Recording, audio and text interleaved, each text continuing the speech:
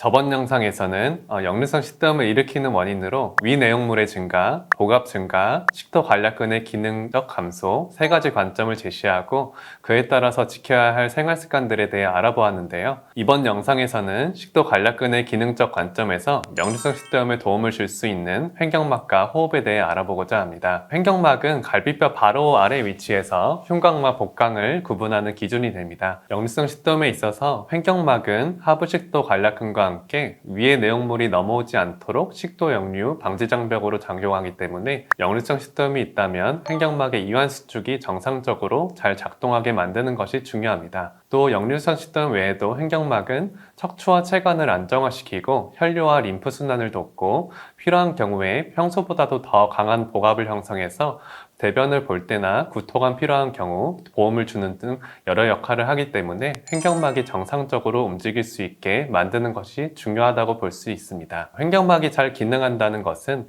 횡격막의 수축 이완이 잘 이루어지고 정상적인 호흡이 이루어진다는 것인데요. 잘 기능하지 않게 된다면 여러 가지 문제들이 파생될 수 있습니다. 일단 횡격막이 적게 움직이게 되면 역류성 식도염의 관점에서는 끝까지 수축이 잘 일어나지 않기 때문에 식도 관략근으로서의 역할이 제대로 이루어지지 않게 되고요. 움직이는 범위가 작아져서 몸속으로 유입되는 공기가 줄어들고 조직에 필요한 만큼의 산소 공급이 원활하게 진행되지 않을 수 있습니다. 이에 대해 충분한 공기를 유입시키고 호흡을 유지하기 위해서 사각근이나 소흉근 같은 호흡근들이 과사용되면서 근육의 긴장으로 인한 문제들까지도 유발될 수 있습니다. 따라서 역류성 식도염이 있다면 호흡 시에 횡격막이 잘 기능하고 있는지 확인하는 것이 필요합니다. 어떤 식으로 확인할 수 있는지 횡격막 호흡을 관찰하는 법에 대해 알아보겠습니다. 편히 누워서 무릎을 적당히 세워보세요. 왼쪽은 가슴 중앙에 두고 오른손은 배꼽 위에 올려봅니다. 배에 풍선이 들어있다고 상상해 보시고요. 숨을 들이마실 때 배에 있는 풍선으로 공기가 들어간다고 생각하면서 배를 부풀려 보시고 숨을 내쉴 때에는 풍선에서 공기가 빠져나간다 생각하고 힘을 풀어주세요. 들이마실 때 가슴에 얹혀진 손의 움직임과 배 위의 손의 움직임을 잘 살펴보시고요. 숨을 들이마실 때 횡격막이 잘 기능한다면 늑골이 아래로 하강하는 움직임을 보이면서 배가 부푸는 듯한 느낌이 드실 겁니다.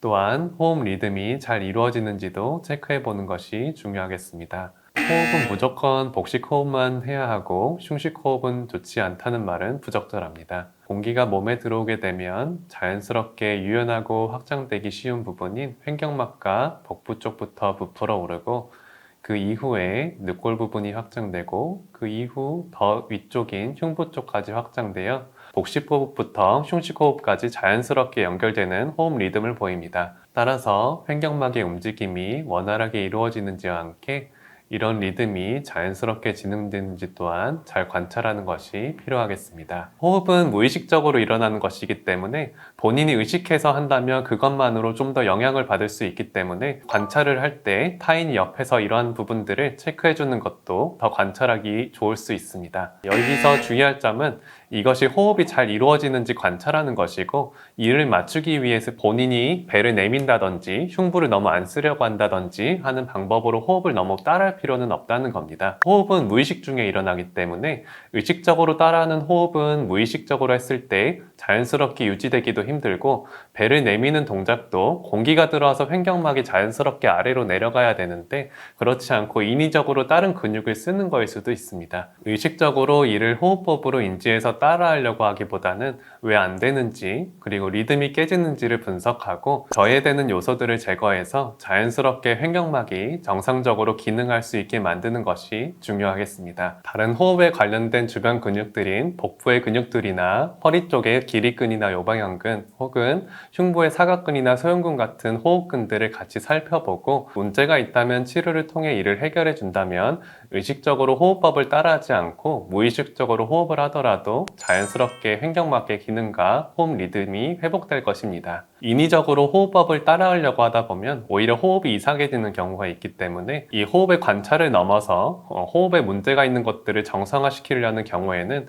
혼자 하기보다는 전문 치료사의 도움을 받는 것이 좋을 수 있겠습니다. 실제로 횡격막의 호흡을 정상화시켰을 때 역류성 식도염을 치료할 수 있는지 실험 연구를 진행한 결과에서도 역류성 식도염의 치료 효과가 있는 것으로 밝혀졌습니다. 이러한 호흡과 호흡과 함께 직접적으로 횡격막을 마사지해주는 것도 역류성 식도염에 도움이 될 수 있습니다. 횡격막 마사지는 연구를 통해서 역류성 식도염의 개선 효과가 확인되기도 했는데요. 연구 결과에 따르면 횡격막 마사지가 식도와 위에 미치는 영향을 개선하고 역류 방지 장벽으로서도 더 잘 기능할 수 있도록 한다고 합니다. 누운 자세에서 해야지 중력의 영향을 덜 받고 복압이 형성되지 않아서 더 마사지가 쉬운 상태가 되고, 서거나 앉아있는 자세에서는 중력을 버텨야 되기 때문에 복압이 형성되고 직접적으로 누르기 좀 더 힘든 상태가 됩니다. 따라서 횡격막을 직접 마사지해 주거나 촉진하고 싶을 때에는 누워온 자세에서 하는 것이 좋겠습니다. 마사지는 누운 자세에서 다리를 갈고리처럼 굽힌 자세를 만들고 흉골 바로 옆쪽부터 해서 갈비뼈 아래쪽을 따라가면서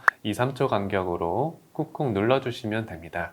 일주일에 2번 10분 정도만 해줘도 위 기능의 활성화에 도움을 받을 수 있다고 합니다.